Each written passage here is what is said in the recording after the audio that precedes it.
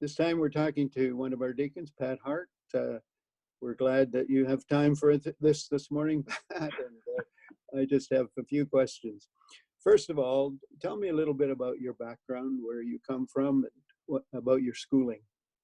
Okay, grew up in Brantford, Ontario. I've been attending Central since I guess I was 5 years old, and went off to go to school in Virginia. Went to Liberty University in Lynchburg, Virginia.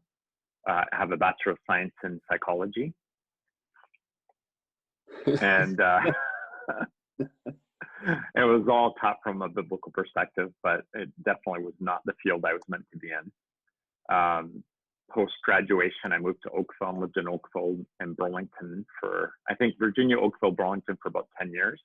And during that time, fellowship somewhere else, and then came back to Brantford in 2004. And all along, I was also working on an MBA. Okay. What did you do your high school and primary school in Brantford? Yeah, I went to CBA. So shout out to Linda Penrice. She was my grade 1 teacher, and also went to BCI. Okay. And after you did all your training, you went to Oakville. What were you doing there? I got into the car business, and so that was kind of where I started working. And I was married by this point and started having a family, and was pretty much working.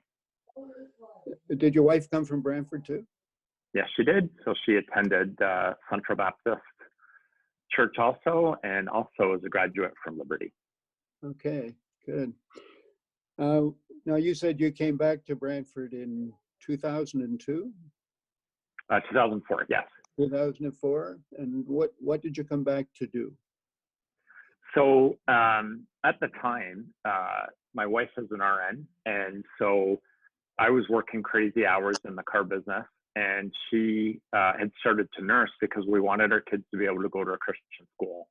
And the first year, my eldest had just started, and it was pretty expensive, and so she was doing shifts, and because we didn't have a lot of family support there, she was doing basically if I had a night off, she would work. If I had a morning off, she would work, and so it just wasn't great. And the following year, our youngest was going to be going to school, and so it was going to be a real financial challenge. And so what we decided to do was we missed Central.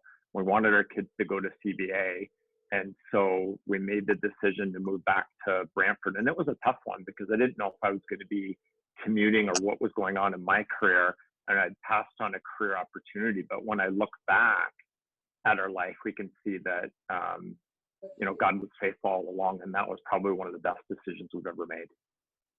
So when you came back, you continued in the car business? Yep, I did. Around that time, I bought into a little bankrupt dealership in Hamilton, and kind of took a risk and worked on turning that around. So I commuted to Hamilton. Okay. And now you work in Brantford, still in the car business, are you? Yep, Brantford Kia, still in the car business. Yep. Okay. I see your sign around the church parking lot quite often. It's really wonderful that your church family supports you. Yeah, that's good. Have a great church family. So when you came back in 2004, you again started to attend Central, right? Yes. It was one of the main reasons why we came back to Brantford, was we wanted to go back to Central. We missed it. What did you get involved in? I think initially I started out in finance, on the finance committee, and then after a couple of years, I was given the opportunity to become a deacon, and then I was added on to CBA, and so I've largely been involved in CBA and a deacon probably since 2005. Okay. And you're still on the deacon's board, and what is your role right now? What is my role? Right now I'm on the pastoral search committee with you, which is a real privilege. I also support CBA. Okay. And as part of the pastoral search committee, where does that stand? Well, I could ask you the same question. But I asked you. We had our, we had a, I don't know if it was our second or third meeting, the first one via Zoom the other night. And yeah, we've got a great committee.